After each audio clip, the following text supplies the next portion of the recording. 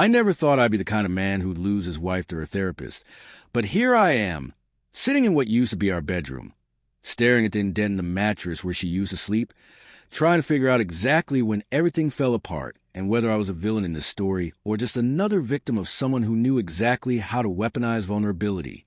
It started about 18 months ago when Sarah told me she wanted to see someone, a therapist, because she'd been feeling disconnected and anxious, and I remember feeling this weird mix of relief and inadequacy, like finally she was going to get help, but also like I'd somehow failed her by not being enough. His name was Dr. Marcus Chun, and she found him through some online directory.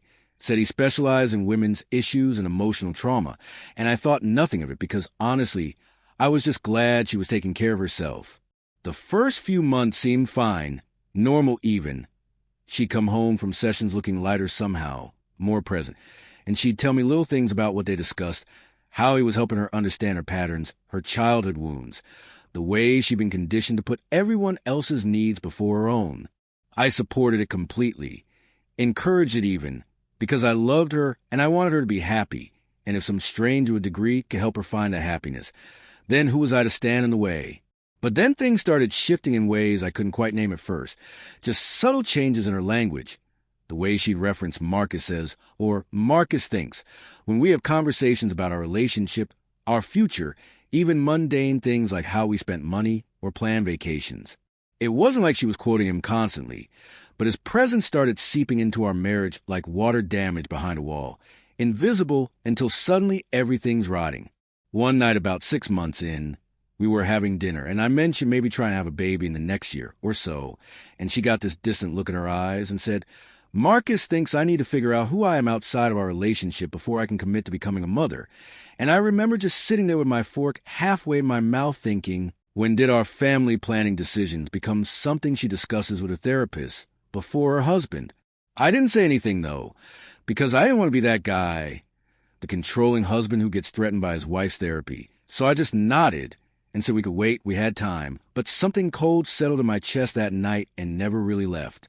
The sessions went from once a week to twice a week. Then she started having emergency sessions when she was feeling particularly anxious, and I noticed her phone habits changing. She'd be texting during dinner, and when I'd glance over, I'd see his name, Dr. Chun, and she'd explain they had a therapeutic messaging arrangement for crisis moments, that it was normal, that it was helping her. I wanted to believe her because the alternative was too ugly to consider, that a licensed professional was crossing boundaries with my wife, that she was developing feelings that went beyond the therapeutic relationship, that I was watching my marriage dissolve in real time while being gaslit into thinking my concerns were just insecurity. The real turning point came about 10 months into her therapy when she came home from a session and sat me down with this rehearsed seriousness and told me that Marcus had helped her realize she'd been living inauthentically, that she'd married me because it was safe and expected, not because I was her true partner, and that she needed space to explore who she really was. I asked her what that meant, space, and she said she wanted to take a break, maybe stay with her sister for a while, work through some things. And when I pressed her on whether this was what she wanted or what her therapist wanted, she got angry in a way I'd never seen before, accused me of trying to sabotage her growth, said I was being manipulative by questioning her therapy.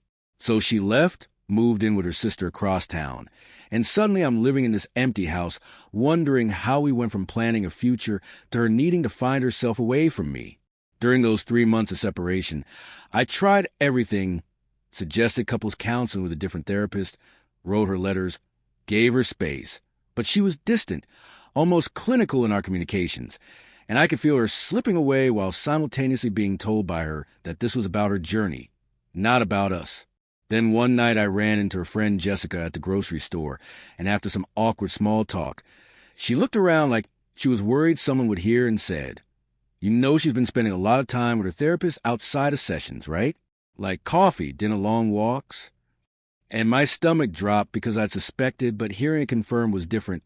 It made it real. I confronted Sarah about it over the phone, tried to stay calm, asked her directly if something was happening between her and Dr. Chun, and there was this long silence before she said, "He understands me in ways you never could, and yes, we become close. But it's not what you think. He's helping me understand what real emotional intimacy looks like." I remember laughing, not because it was funny, but because the absurdity of that statement, The idea that a therapist conducting an emotional affair with his patient while convincing her it was therapeutic was so twisted I couldn't process it any other way.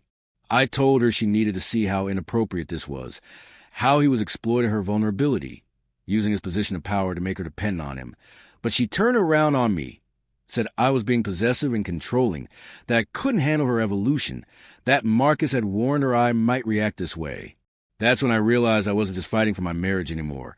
I was fighting against a professional manipulator who'd spent months embedding himself into my wife's psyche, reframing every doubt she had about our relationship as evidence she needed to leave, positioning himself as the enlightened alternative while collecting her insurance payments and her emotional dependence. I contacted the state licensing board, filed a complaint detailing the boundary violations, the dual relationship, the way he'd isolated her from her support system, including me, and they opened an investigation. But these things take time, months sometimes, and in the meantime, my wife filed for divorce. The papers came on a Thursday, delivered by some kid who couldn't have been older than 20, and I sat on the porch reading through the legal language that reduced our 8 years together to asset division and custody arrangements for a dog we'd adopted on our second anniversary. Sarah wanted to meet to discuss things, said we should be adults about this, and when I showed up at the coffee shop she suggested, he was there, Dr. Marcus Chun, sitting next to her with his hand on her back, this gentle proprietary gesture that made me want to flip the table. She introduced him as her partner, said they'd started dating officially once she terminated therapy with him. Like that somehow made it ethical, like waiting a few weeks before publicly declaring their relationship erased the months of grooming that preceded it.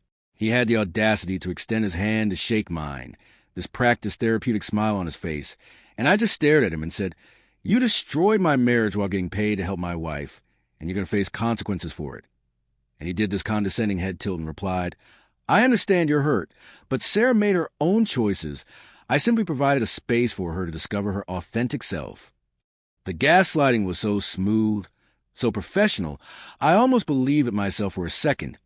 Almost questioned whether I was a crazy one for seeing manipulation where maybe there was just genuine connection. But then I thought about all the times Sarah had come home repeating his words like scripture, the way she started dressing differently, changing her opinions to match his, the gradual erosion of her individual identity in the process of supposedly discovering it, and I knew I was right. The divorce moved forward despite my attempts to slow it down, to give her time to see clearly what was happening. And our mutual friends divided themselves like choosing teams for dodgeball, some believing her narrative that she'd outgrown me and found real love, others quietly telling me they thought the whole thing was disturbing but didn't want to get involved. Her family was torn too. Her mother called me crying one night, said she didn't know what had happened to her daughter, that Sarah had always been susceptible to strong personalities, but this was different, darker, and she was scared, but Sarah wouldn't listen to her anymore. Said her family was stuck in old paradigms and couldn't understand her growth. The licensing board investigation concluded after 7 months, found that while Dr. Chen's behavior was ethically questionable, there wasn't enough concrete evidence to revoke his license, just a formal reprimand and mandatory ethics training, which felt like a joke considering he'd systematically dismantled my marriage and was now living with my ex-wife in some downtown loft, playing house with a woman he'd been paid to help. I tried to move on, started my own therapy with someone who specialized in recovery from psychological manipulation, and slowly I began to understand that what happened to Sarah, to us, was a recognized pattern, that some therapists, a small minority but they exist, use their position to cultivate inappropriate relationships with vulnerable clients, that the power dynamic makes true consent almost impossible, that she was a victim to even if she couldn't see it. But that understanding didn't make it hurt less, didn't stop me from wondering if I could have done something differently, been more attentive, more emotionally available, prevented her from needing therapy in the first place. And my therapist kept telling me that wasn't how it worked, that I couldn't have prevented a predatory professional from targeting someone I loved. About a year after the divorce was finalized, I saw them at a restaurant, Sarah and Marcus, and I almost didn't recognize her at first because she cut her hair short like his preference. I remember her mentioning once he'd said long hair was patriarchal performance, and she was wearing clothes that looked expensive but impersonal, like she was dressing for someone else's taste. They were having what looked like an intense conversation, her face tight with stress, and I felt this complicated mix of vindication and sadness because part of me wanted her to suffer, to understand what she'd thrown away, But mostly I just felt grief for the woman I'd married who'd been convinced that destroying something real was actually an act of self-actualization. I didn't approach them, just paid my bill and left. But that image haunted me for weeks, the visible strain between them. The way his hand on her arm looked more restraining than comforting. Then about 6 months ago, 2 years after she'd first walked into Dr. Chen's office, Sarah called me out of nowhere, 3 a.m, crying so hard I could barely understand her.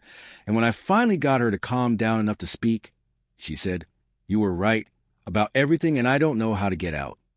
Apparently, the relationship that had seemed so enlightened and authentic had devolved into something controlling and isolating.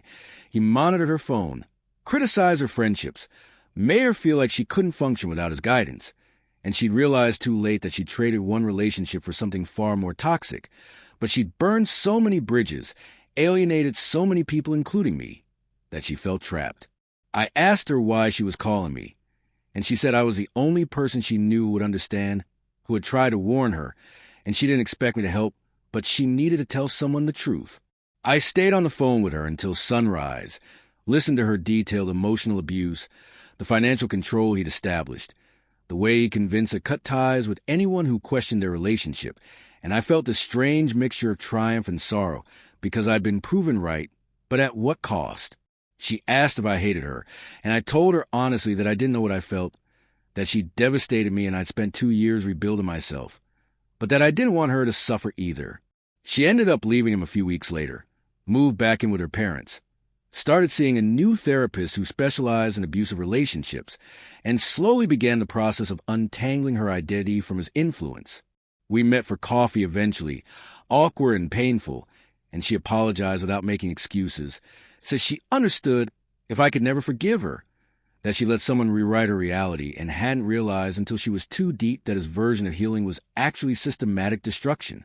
I accepted her apology, but told her I couldn't be her friend, couldn't be her support system, that I needed to protect my own peace. And she nodded like she'd expected that response. The thing is, I still don't know if I processed this completely, if I've forgiven her or him or myself, because the whole situation is so morally complicated.